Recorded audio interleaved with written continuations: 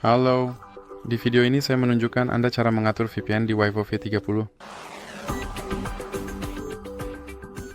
Jadi Anda harus mulai dengan membuka Google Play Store Anda, lalu klik pada kolom pencarian dan ketik Turbo VPN.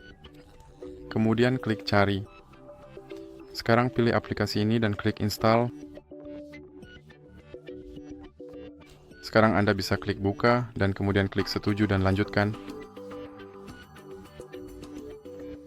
Kemudian klik X untuk menutup iklan ini, dan sekarang klik izinkan. Dan klik setuju. Sekarang klik tombol ini untuk memulai VPN Anda dan klik OK.